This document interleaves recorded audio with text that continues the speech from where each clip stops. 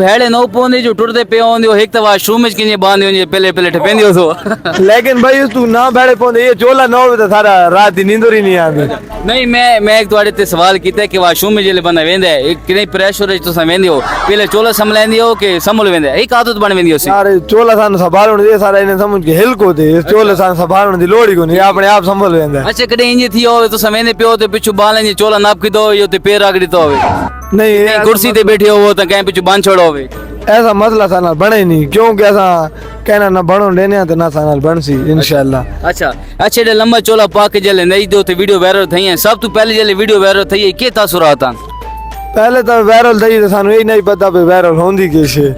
असन तो बाद इन्हें शुगर मिले थे अवाम हसवान कन कीता है बस अवाम खुश थी वेदी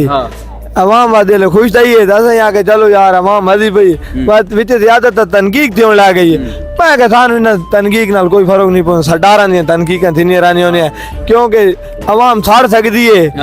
और कुछ कर नहीं सकती कुछ भी नहीं कर सकती ये कमेंट ते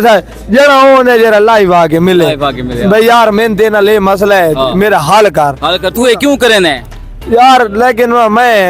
अवाम दे बारे कुछ भी ना आखदा मियां लिए तेरी भी अवाम है ना ये तनकीक बगैर जितना ही वदा सटार हो पिया उसी तनकीक जरूर थी। अच्छा